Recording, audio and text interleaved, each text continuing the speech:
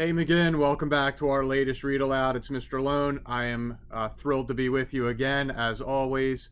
These read alouds are just a special part of my day because it's a chance to connect with you, the students, and give you something to hopefully enjoy. And I love when I hear in the hallways or in the library when someone said, "Hey, I checked out one of the YouTube videos." That makes my day. So thank you very much for doing that. All right, we're at an elementary school. So one of the things that is a normal part of our day is loose teeth that pop out, or kids coming in with a hole in their teeth saying, "Hey, look, I lost this one or that one or my first one." So I figured today I would read a book about the Tooth Fairy, but it's a neat little book. It's called The Tooth Fairy, but it's written by the Tooth Fairy. And it's part of a fun little series called Autobiographies You Never Thought You Read. And an autobiography is a book that's written by a person about themselves. And so here's the fun one written by the Tooth Fairy. Here we go.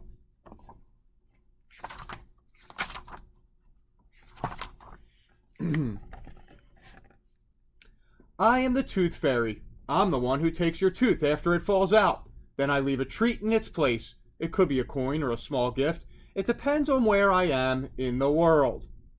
Did you know many children sing rhymes to make the Tooth Fairy visit?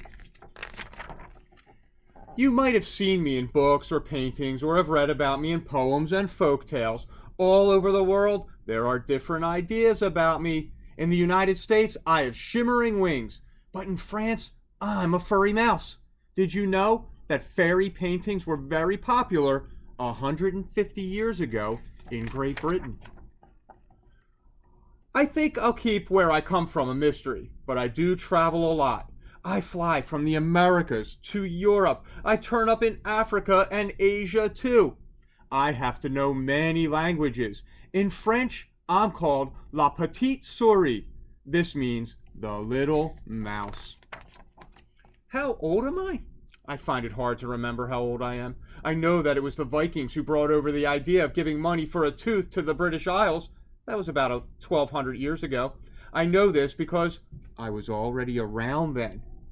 Long ago in England, some parents burned their child's tooth. This stopped bad spirits from finding it and putting spells on the child. Is my work hard?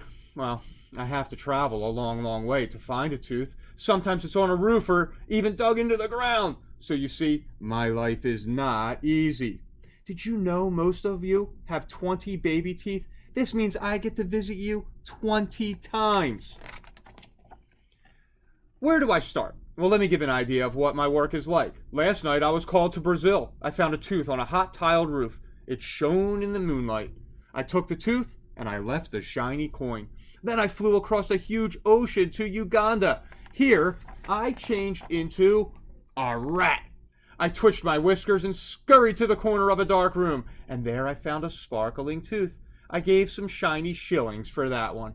Did you know that in parts of Africa, it is said that a new tooth won't grow if a lizard sees the old one? Is it up high or down low? Next, I jetted off to Japan, and I searched the roof but found nothing. So I squeezed my wings under the house, and hooray! I found a tooth. Did you know that in Japan, a lower tooth is thrown on the roof to help the new tooth grow upward, and upper tooth is left under the house to help the new one grow downward?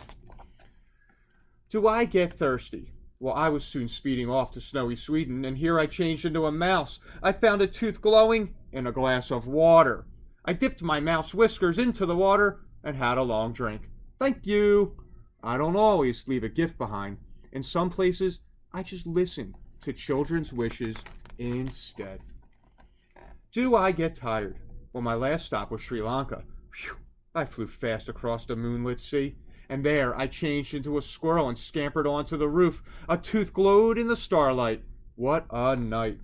Some places have more than one tooth fairy creature. In Greece, it can be a mouse or a pig that visits.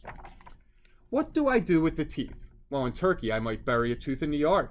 But what if the child wants to become a soccer player? Then I bury the tooth in a soccer field, of course.